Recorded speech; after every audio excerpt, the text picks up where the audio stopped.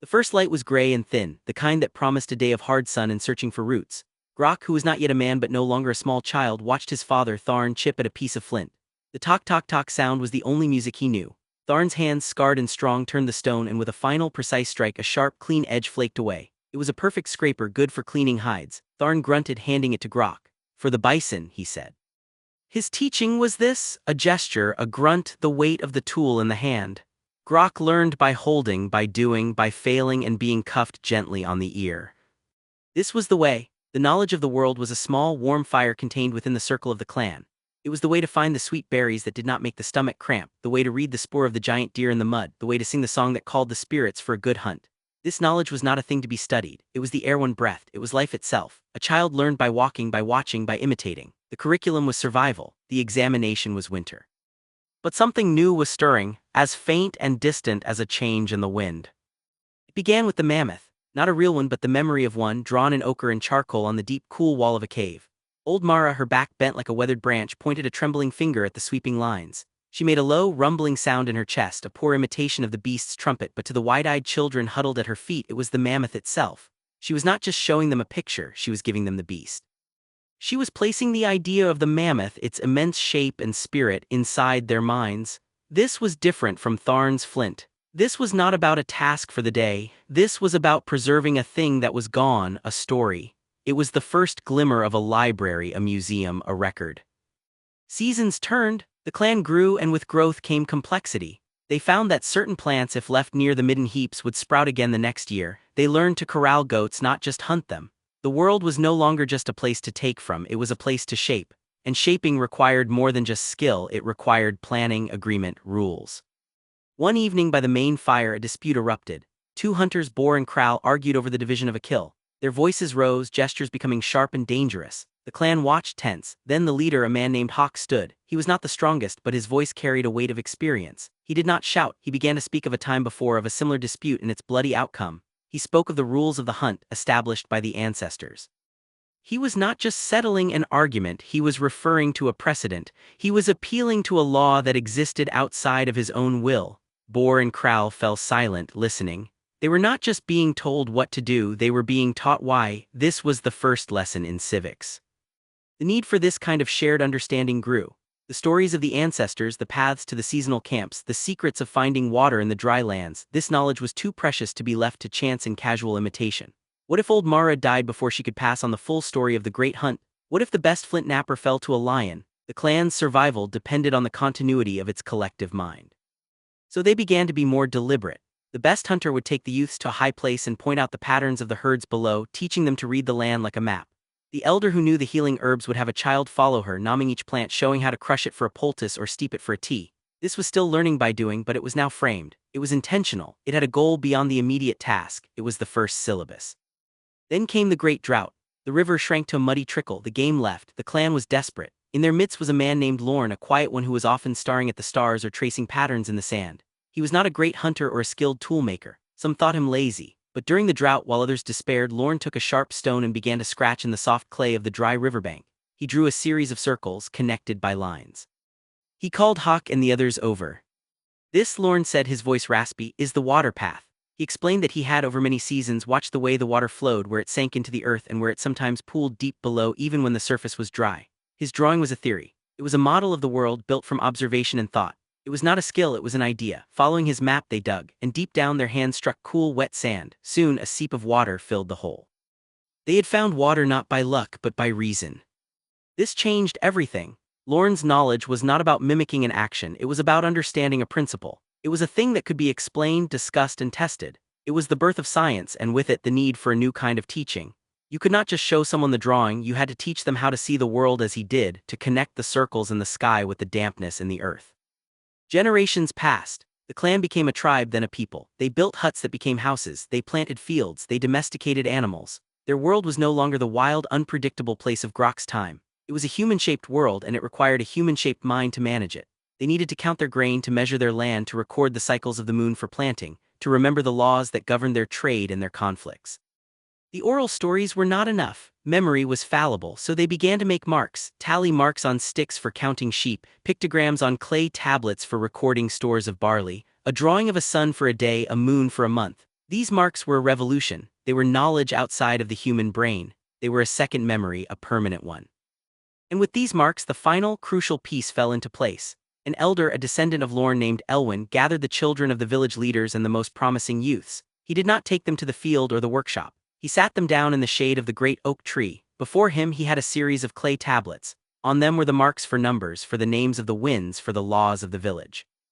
Today, Elwyn said, you will not learn to dig or to hunt or to build. Today you will learn to think in a new way. You will learn to read these marks. You will learn the stories of our people not from my memory, but from the memory of the clay. You will learn the laws not from my whim but from the recorded word. You will learn the patterns of the stars and the soil not from guesswork but from the knowledge of those who came before us preserved here. He pointed to a mark, this is water. He pointed to another, this is path. He combined them, this is river. The children looked, their minds struggling with the abstraction. To see a thing and then to see a mark that was not the thing but that meant the thing. This was a leap of consciousness as profound as the first spoken word. It was the decoupling of knowledge from immediate experience. It was the birth of the symbol and with it, the birth of the school.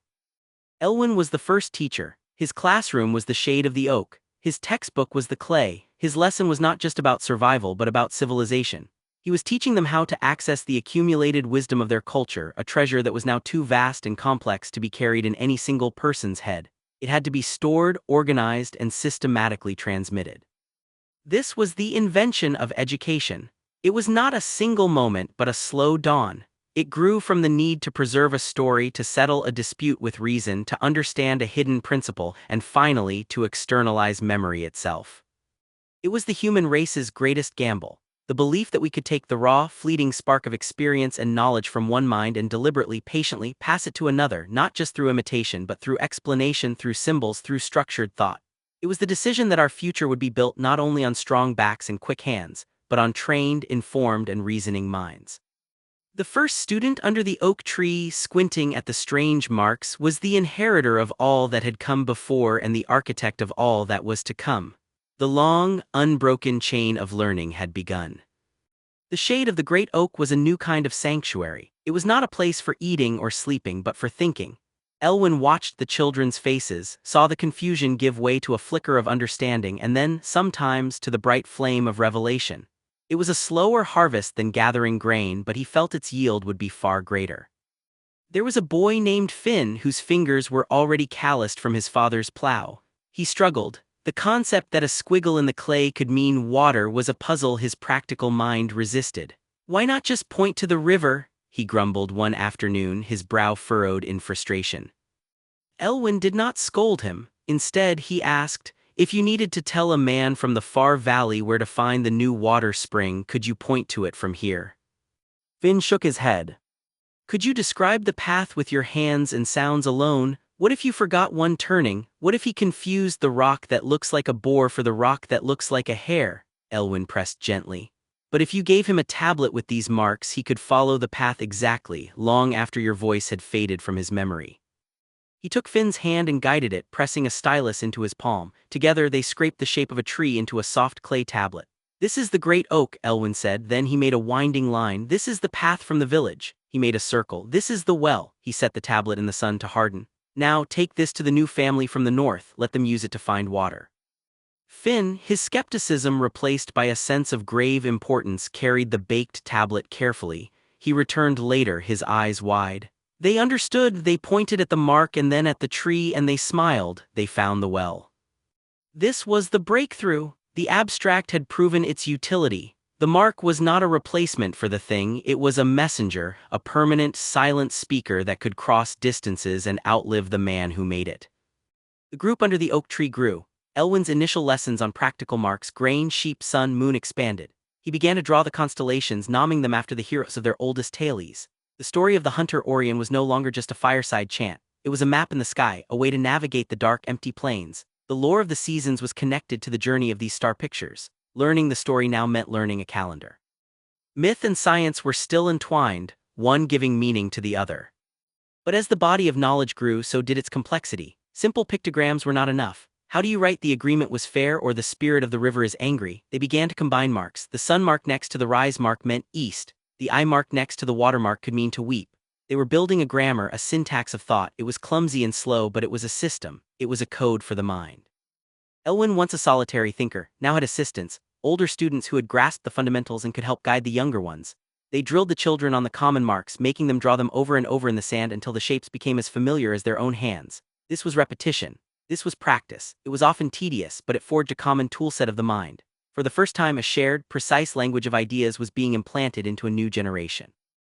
Not everyone saw its value. The master hunter, a man named Goran, watched from a distance, his arms crossed. "You sit them in the shade all day, scratching in the dirt," he said to Elwin one evening. "My son cannot throw a spear as far as he could a season ago. His muscles are soft, you are making them weak. The world is felt, not thought." Elwin met his gaze calmly. "Goran, you are the best hunter. How did you learn? From your father, yes, and he from his. Of course, it is the way. And if a great sickness took you and all the hunters before you could teach your son everything? What of the subtle signs, the way the grass bends when a herd has passed, the meaning of a single bird's cry, would it be lost?" Goran was silent.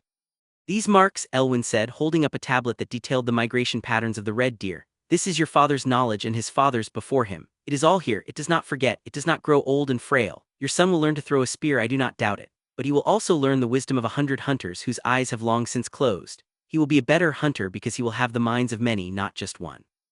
The argument was powerful. It spoke to the hunter's deepest pride, the survival and superiority of his lineage. Goran did not fully embrace the new ways, but his opposition softened. He even one day grudgingly described the secret of tracking the solitary stag to Elwin, who carefully marked it down. A new problem emerged. The clay tablets were heavy, fragile, and cumbersome. The collection of knowledge was becoming a physical burden. A solution came from an unexpected quarter, the weavers. They had long used dyes from berries and roots to color their threads. A young woman named Lyra, who was one of Elwin's most gifted students, wondered if they could make marks with these dyes on the dried skins of goats. She experimented, finding that a certain mix of charcoal and gum created a lasting, dark liquid. With a sharpened reed, she could make fine, clear marks on the prepared skin. It was a revolution as profound as the first mark. The skins were light, flexible, and could be rolled up. A single roll could hold the text of 100 heavy tablets. Knowledge became portable, it could travel. Elwin, now old and his eyes growing weak, saw the future in Lyra's rolls of skin. "This," he whispered, his gnarled fingers tracing the elegant script she had invented, a script far more efficient than his own clumsy pictograms. "This will change everything." And it did. With this new technology, the school under the oak tree formalized. A small structure was built, a house of learning with shelves to hold the precious skin rolls. Lyra became the new teacher, and she was a different kind of instructor. Where Elwin was a philosopher, she was an architect of knowledge. She organized the rolls by subject: histories, laws, star lore, plant lore, animal lore. She created indexes. She developed a curriculum, a sequence in which things should be learned for one to build upon the other. She also encountered a new challenge: the problem of the gifted but impoverished student. A boy named Kale, from a family of gatherers with no status, would linger at the window of the schoolhouse, listening intently. He had no right to be there. Education was slowly becoming a mark of status, for the children of leaders, craftsmen, and hunters. One day, Lyra found a complex diagram of the irrigation channels drawn perfectly in the mud outside her door.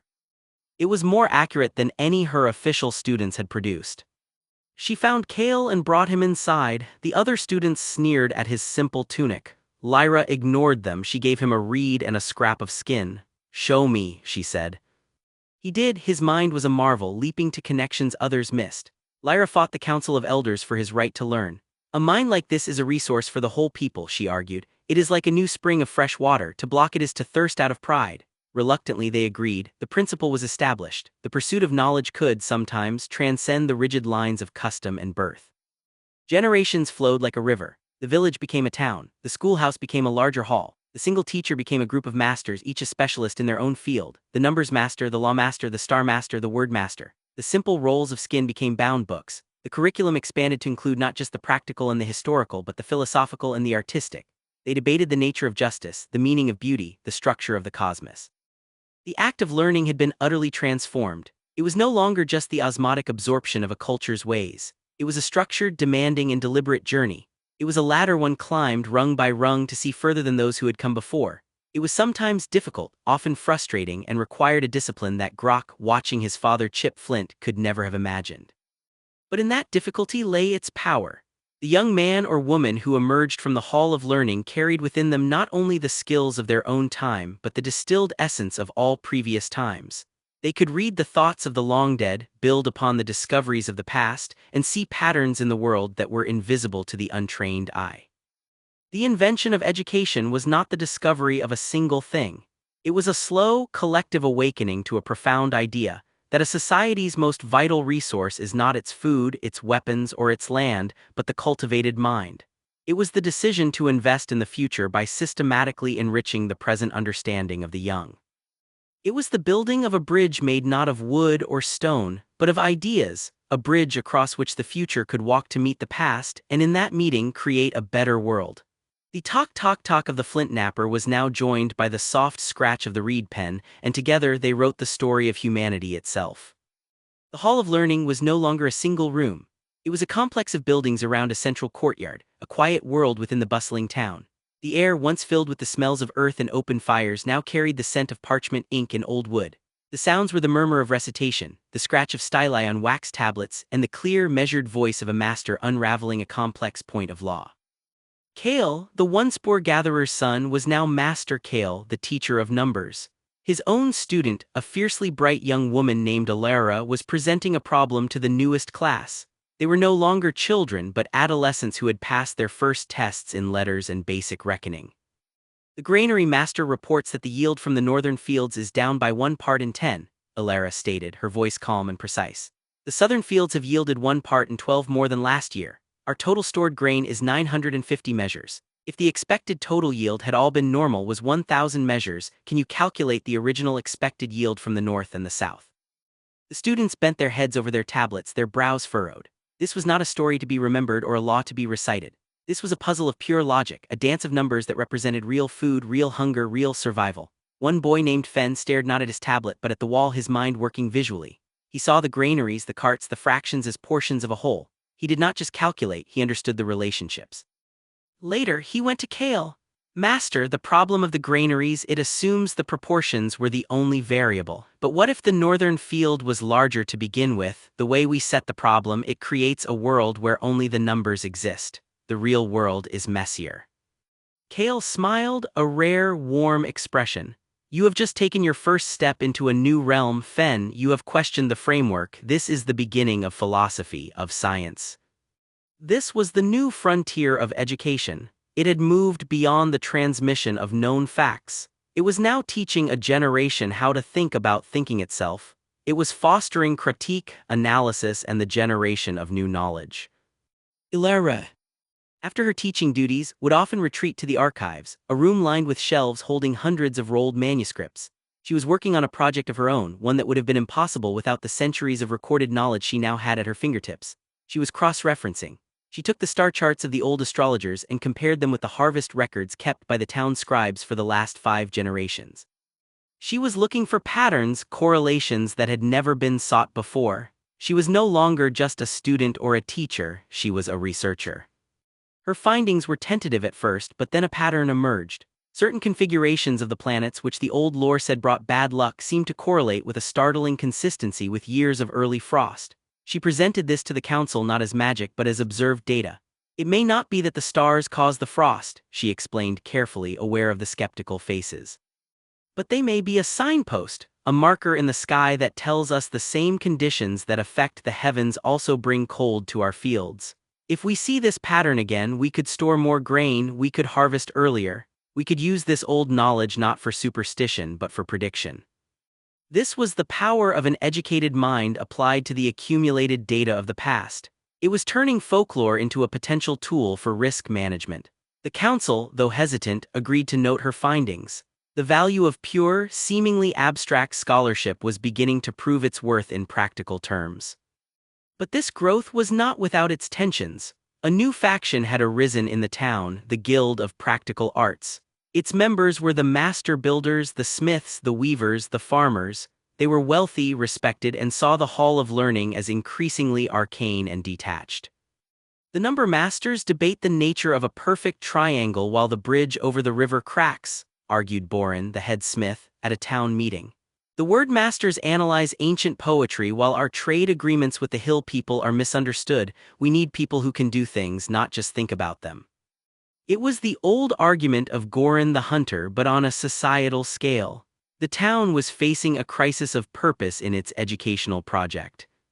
The solution came from an unexpected synthesis. A young man named Taran, who had shown great aptitude in both the Hall of Learning and the smithy, proposed an experiment. He had been studying the properties of metals in the archives, reading obscure texts about the heating and cooling of ores. He also worked with Borin, feeling the limitations of their traditional methods. "Master Borin," he said one day, his hands black with soot, "the texts speak of a process called quenching, not in water but in oil, and of tempering the metal by reheating it to a specific color. It is not just lore, it is a set of instructions, a recipe that was discovered and then forgotten." Borin was skeptical. "Our ways have served us for generations. But what if we could make a blade that does not shatter in the cold, a plowshare that does not dull after one season? The knowledge is here." Taran's eyes gleamed with a hybrid passion. "The hall has the why, the smithy has the how. We need both." Borin, a pragmatic man, was swayed by the prospect of a better plowshare. He allowed Taran to experiment. The first attempts were failures, the metal cracked or became too soft. But Taran, unlike a traditional apprentice, did not just try again randomly. He went back to the texts. He adjusted the temperature, the type of oil, the timing. He kept a detailed record of each failure, a log of his process. And then he succeeded. The blade he produced was a marvel. It was flexible, yet held an edge sharper than any seen before. Borin held it, feeling its perfect balance. He looked at Taran, his skepticism replaced by a dawning respect. "You did not just make a blade," he said, his voice low with awe. "You understood the blade." This collaboration became a model. Apprentices from the guilds began to spend part of their day in the hall, learning the principles behind their crafts. Students from the hall began to work in the workshops, testing their abstract knowledge against the stubborn resistance of physical reality.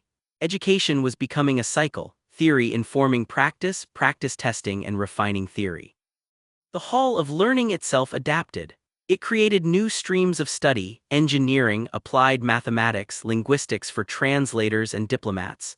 The curriculum was no longer a static monument to past knowledge. It was a living, breathing system, evolving to meet the needs of a complex society. Then, the boy who saw the granaries in his mind eventually became the master of a new discipline: geometry. He used it to design stronger roofs and more efficient water channels. Ilara's stellar observations became the foundation of a more accurate calendar, used by every farmer in the region. The knowledge that had been painstakingly gathered and preserved was now flowing back out into the world, not as a set of commands, but as a set of tools for innovation and problem-solving.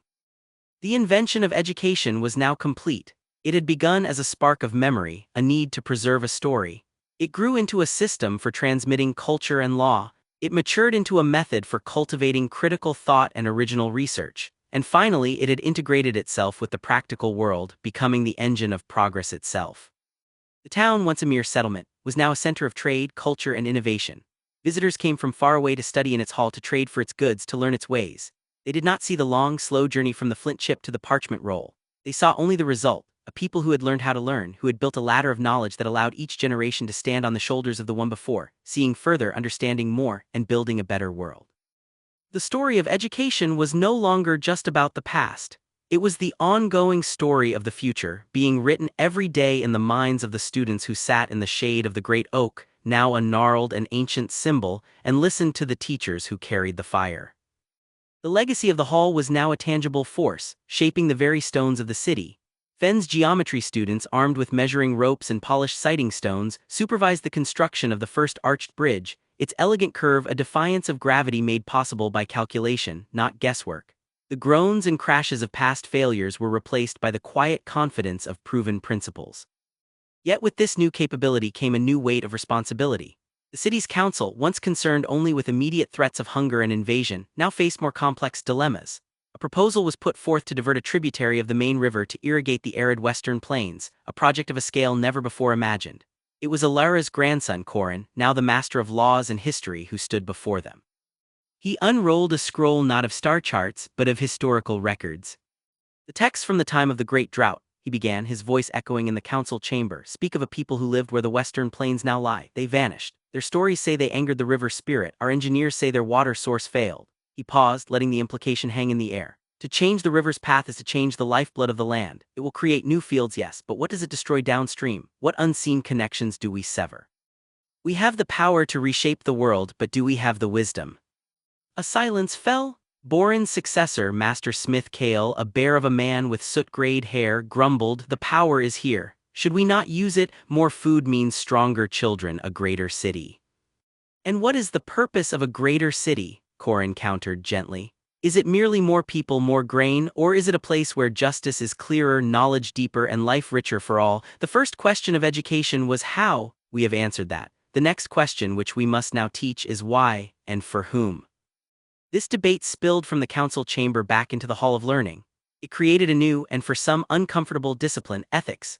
Students were no longer just taught what was known but were forced to grapple with what should be done with that knowledge. They studied cases from the archives, a dispute over a new well that drained an old one, the consequences of a new trade route that enriched some and ruined others. They were learning that every action, especially those born of great knowledge, created a cascade of consequences. It was in this fertile, questioning environment that the next evolution occurred. A student named Lyra, named for the innovator of the skin scrolls, made a simple yet profound connection. She was studying the law of property and simultaneously assisting the healers with their records of herbs and ailments. She noticed that a certain clause in a standard land contract, when invoked, often coincided with a later record of a family suffering from a particular wasting sickness born of despair and poverty. She took her observation not to the lawmaster or the healer, but to a mixed group of students from different disciplines. "We study everything in separate scrolls," she said, her voice filled with the excitement of discovery. "Laws are in one room, health in another, numbers in a third, but life is not separate. The law affects health, the harvest affects trade, the stars perhaps affect the harvest. We are reading the story of our world, but we have torn it into 1,000 pieces. We must learn to put it back together." This was the birth of the idea of a unified knowledge. The walls between the disciplines, so carefully built over generations, began to be seen not as pillars of order but as barriers to true understanding. The most advanced students were now encouraged to undertake synthesis projects, seeking the hidden threads that connected the legal to the scientific, the artistic to the economic. The invention of education, which began with a single mark for water, had now culminated in this, the conscious effort to see the world as a whole. It was no longer just about preserving the past or managing the present. It was about cultivating a type of mind capable of navigating an infinitely complex future, a mind that could hold a geometric theorem in one thought and a moral consequence in the other, and understand the relationship between the two. The final lesson taught in the hall was that learning was never final. The chain of knowledge, forged link by link over centuries, did not end. It simply extended, waiting for the next generation to take it up, to add their own link of discovery, of insight, of hard-won wisdom. The story of how we invented education was, it turned out, the same as the story of how we learned to become more fully human. And that story, as the teachers told their students on their final day, was a story that would never, ever be finished. The concept of synthesis, once a radical idea whispered among advanced students, began to reshape the very architecture of the hall. The separate rooms for numbers, stars, and laws remained, but a new, central chamber was built, the Hall of Connections. Its walls were not lined with shelves but with vast, woven tapestries of knowledge. One tapestry mapped the flow of river water, but intertwined with the threads were symbols for crop yields, settlement patterns, and even the incidence of waterborne fevers recorded by the healers. Another depicted the trade routes not just as lines on a map, but as pulsating veins that carried not only goods, but ideas, languages, and sometimes disease. Lyra, now a senior scholar, presided over this new endeavor. Her students were the weavers, their task to find the hidden patterns in the tapestry of their world. One young weaver, a quiet boy named Finn, a name that had echoed down through the generations since the first boy who carried a clay map, made a startling connection. He was cross-referencing records of goat blight from the herders with astronomical observations from decades prior. He found a correlation, weak but persistent, between a particular minor comet's appearance and a severe strain of the blight appearing 2 seasons later. He brought this to Lyra not as a proven fact but as a question. "It makes no sense," he said, his brow furrowed. "A light in the sky cannot poison our goats. The Star Masters say it is mere rock and ice, impossibly distant." Lyra studied the charts. "You are thinking like the old astrologers who saw direct cause," she said. "Think like a weaver. The comet is not the cause, it is a signpost, like Alara's frost stars. Perhaps the comet's journey and the blight are both effects of a deeper, unseen cause, a change in the wind, a shift in the air, something that moves between the stars and the earth that we cannot yet see. You have not found an answer, Finn, you have found a deeper question." And that is a greater prize. This culture of questioning began to filter down to the youngest students. They were no longer simply drilled on the symbols for sun and rain. They were given a problem. The people by the salt marshes build their houses on stilts. The people on the stone plains build with low, thick walls. Why? The children would argue, draw pictures, and eventually be guided to understand the relationship between environment and shelter. They were learning the most fundamental skill of all, the art of asking why. And following the thread of reason. This intellectual flourishing, however, coincided with a new external threat. Scouts returned from the northern mountains with troubling news. A powerful migrating people whom they called the Wolf-blood tribe were moving south. They were numerous, fierce, and their approach was like a slow incoming storm. Panic began to seep through the city. The old fears resurfaced. The Guild of Practical Arts argued for pouring all resources into forging weapons and strengthening walls. "This is no time for weaving tapestries and staring at stars," a guild leader thundered. For the first time, the value of the Hall of Learning was tested not in a debate but in the face of potential annihilation. The city's war chief, a grim-faced man named Vorlag, came to the hall. He did not come for philosophy, he came for a weapon. "You have maps," he said, his voice cutting through the quiet scholarly air. "You have records of the northern passes, you know the weather patterns. Tell me where they will come, tell me when. Can your knowledge do that?" It was the ultimate challenge. Could abstract learning save their concrete lives? Lyra and her weavers worked day and night. They did not look for a single answer. They pooled everything. The geographers drew the passes, marking the easiest routes. The historians found old tales from traders who had encountered wolf-blood scouts generations before, nodding their tactics and their superstitions. The students of weather pored over generations of wind and rain records for the season. The number masters calculated the speed of a large group on foot, factoring in the terrain. They produced not a prophecy but a set of probabilities, a report.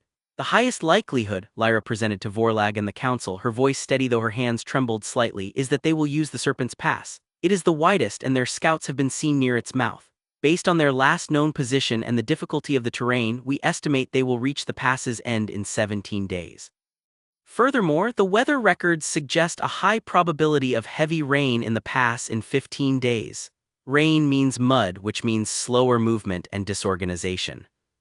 Vorlag studied the intricate charts and timelines. This was not the vague warning of an oracle, it was a plan. 17 days, rain in 15. A grim smile touched his lips. "We can use the rain, we can be waiting not at the end of the pass but here." He pointed to a narrow point halfway through, where the walls are high and the ground is soft. "We can use the weather as our ally."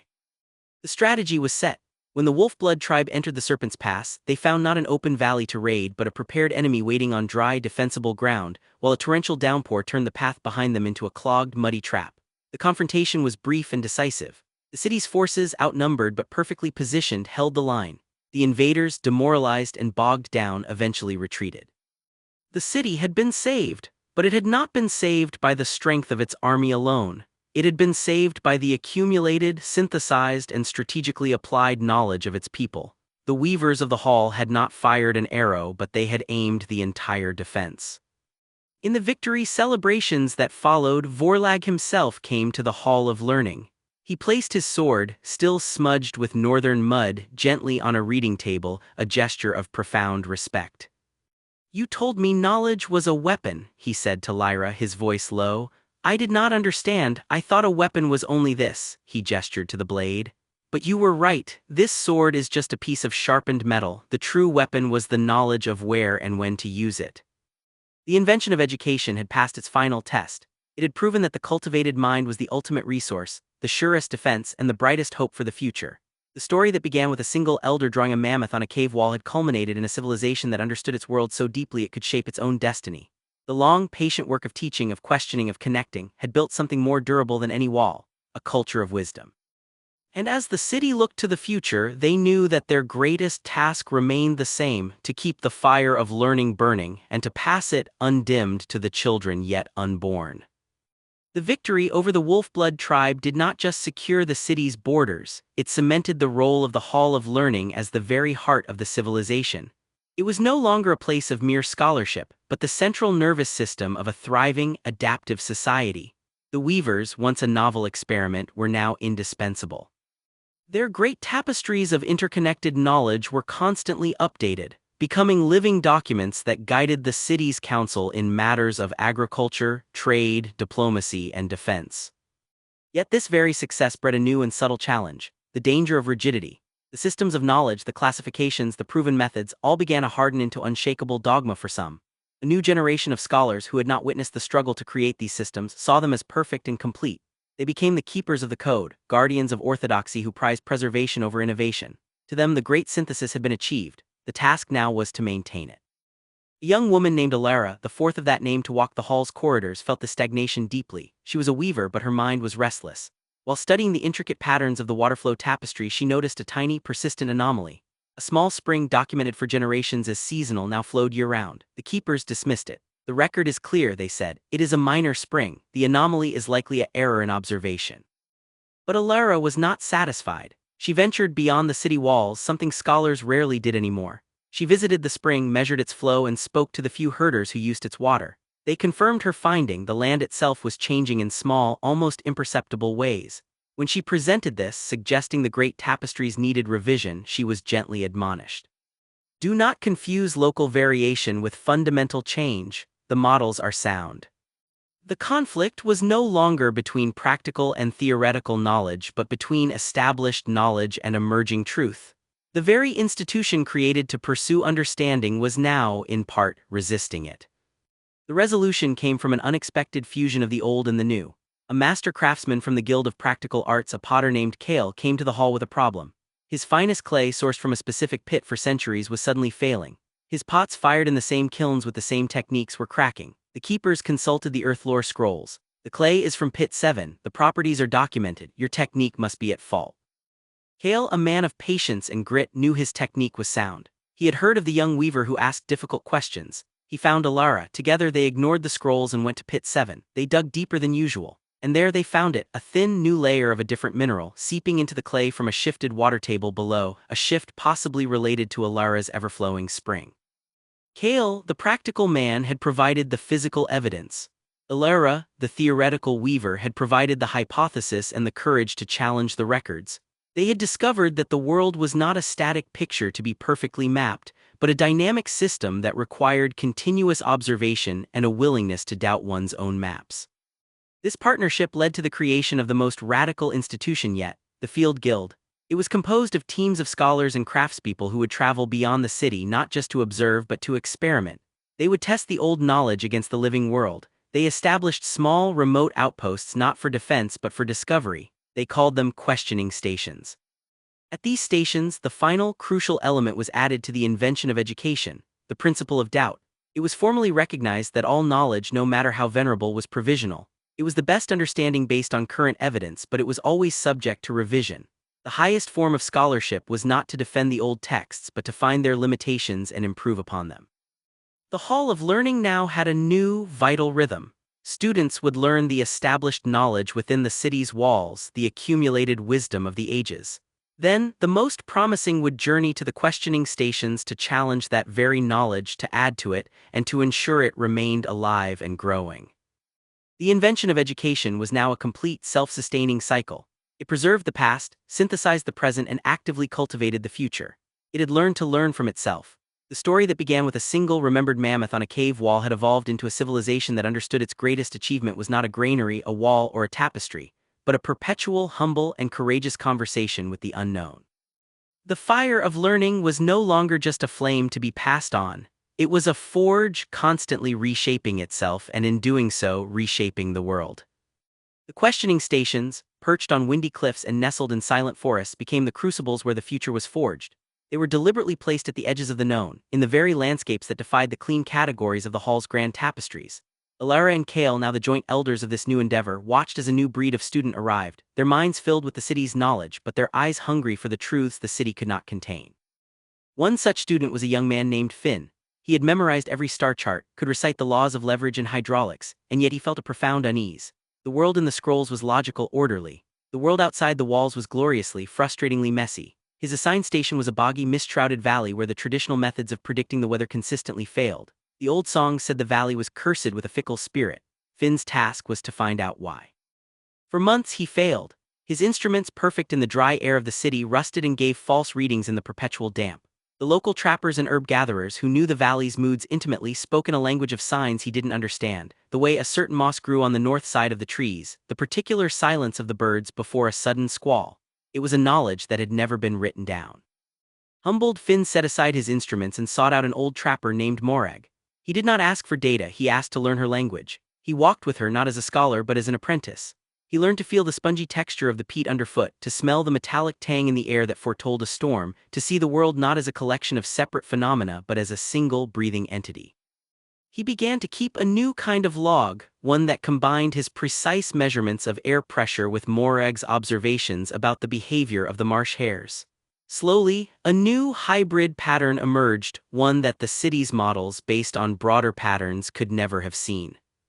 When Finn returned to the hall, he did not bring a refutation of the old knowledge. He brought an expansion of it. He presented a new, localized weather lore, a fusion of quantitative measurement and qualitative, place-based wisdom. The keepers of the code were skeptical. "This is anecdote," they said. "It is not repeatable, it is not universal." But Alara, now old and her eyes shining with the light of 1,000 such discoveries, stood and spoke. For the potter at his wheel, the universal law of clay is less important than the specific behavior of the clay in his hands. For the farmer in his field, the general pattern of the seasons is less vital than the precise moment the oak leaves unfurl. We sought a unified knowledge and we found one. But unity does not mean uniformity. True wisdom lies in understanding the conversation between the universal and the particular. Finn has not broken the model. He has given it a new, richer dialect. This idea, the dialogue between the general and the specific, the theoretical and the experiential, became the new guiding principle. The questioning stations evolved into a network of listening posts, each one tuning into the unique frequency of its place and all of them feeding that diverse intelligence back to the central hall. The great tapestries grew more complex, more beautiful, and more true. They now included margins and annotations, spaces for local variations, for unanswered questions, for the acknowledgement of mystery. The final lesson was this: that education was not a destination but a relationship with the past, with the present, and with the intricate, unfolding reality of the world. It was a continuous act of humility and courage, the humility to admit how much one did not know and the courage to venture into that uncertainty. Centuries later, when travelers from distant lands came to the city, they did not marvel most at its soaring arches or its plentiful granaries. They marveled at its people. They marveled at the engineer who could quote poetry about the river he was bridging, at the farmer who understood the philosophy of the soil she tended, at the leader who could make a decision based equally on historical precedent, statistical probability, and a deep, empathetic understanding of human need. They had invented education, and in doing so they had invented a way of being human that was resilient, adaptive, and endlessly creative. The long story, which began with a single mimicked flint strike, had become a never-ending symphony of inquiry, a song of learning that each generation learned to sing, and in singing added its own unique and vital verse. The work was never done. The questions were never all answered. And they understood at last that this was not a failure, but the greatest success of all. The Symphony of Inquiry, as the old chronicles called it, did not play in a vacuum. The knowledge and stability of the city, now known as the nexus of the unified code, became a beacon. Emissaries from scattered villages, nomadic clans, and even other nascent city-states journeyed there, drawn by tales of a people who had tamed not just the land but the very process of thought itself. They came to learn, and the Hall of Learning faced its greatest challenge and opportunity: how to teach the teachers. The first emissary was from the Sunstone people, a tribe of highland shepherds. Their leader, a woman named Anya with eyes the color of the slate cliffs she called home, stood before the council. "We hear you have words for the winds and numbers for the rain," she said, her voice rough with a lifetime of calling to her flocks across vast distances. "We have our own ways, the whisper of the grass, the taste of the snow. We do not wish to become you. We wish to understand our own home more deeply, with the tools you have forged." This was a profound shift. The purpose of education was no longer just the perpetuation of a single culture but the enrichment of all human understanding. The hall established the ambassadorial scholarium. Its mission was not to impose the unified code but to translate its principles. Teams of scholar emissaries, fluent in the new art of cultural synthesis, would travel outwards. They did not bring scrolls and laws, they brought questions and methods. A young linguist named Kale, descendant of the potter, went with Anya back to the highlands. He did not teach her people to read his city's script. Instead, he listened for days to their intricate songs for calling the herds, their poetic names for every type of cloud that scudded across their dramatic sky. He helped them develop their own written symbols, born from the patterns in their own weaving and carvings, to preserve this knowledge. He showed them how to keep a tally of lamb births and weather events on notched sticks, creating a data set they could use. He gave them the tool of record-keeping, and they filled it with their own unique wisdom. Meanwhile, a different challenge arrived from the sea. A ship-borne people, the Coral Keepers, sent a delegation. they navigated by the swell of the waves, the flight of the seabirds, and the taste of the air. Their knowledge was a visceral, kinetic thing passed from parent to child on the deck of a rocking boat. They were dismissive of the landlubber's static marks on dead skin. How could such a thing capture the living, shifting soul of the ocean? The scholar sent to them, a woman named Lyra from the Field Guild, knew she could not win with words. She secured a place on one of their ships. For a moon cycle she was seasick, sunburned, and humbled. She said nothing about writing, instead she watched. She saw how the master navigator, an old man with salt-encrusted hair, could feel a change in the current through the hull of the ship. She saw how he read the color of the water like a map. When they returned to port, Lyra presented her idea. Using materials the coral keepers understood, she created a new kind of tapestry. It was a large, flexible mat of woven reeds. Using shells of different shapes and colors, she began to create a movable, tactile chart. A white spiral shell represented a known whirlpool. A black, smooth stone represented a submerged rock. She showed the navigator how he could arrange and rearrange these symbols to model different journeys, to teach the routes to the young ones without ever leaving the shore. The old navigator stared at the mat, his hands hovering over it. Then, with a slow, dawning smile, he moved a red shell representing his ship along a path between the stone and the spiral. Here, he grunted. The current is strong but safe. He had not learned to read. He had been given a way to make his fluid knowledge visible, to externalize his memory without losing its dynamic essence. It was a bridge between the body's knowledge and the mind's record. Back in the Nexus, the great tapestries began to incorporate these foreign threads. The Sunstone Shepherd's cloudlore added nuance to the weather models. The Coral Keeper's understanding of currents enriched the maps of the world.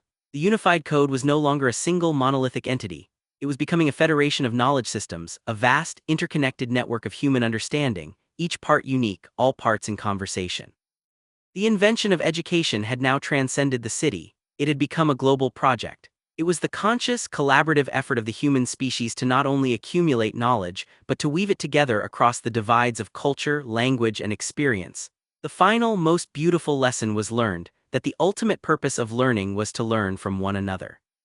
The fire started by a single clan was now a constellation of watchfires burning across the world, each one illuminating a different part of the vast, dark mystery of existence, and all of them together holding back the night. The story was no longer just their story, it was everyone's, and it was just beginning.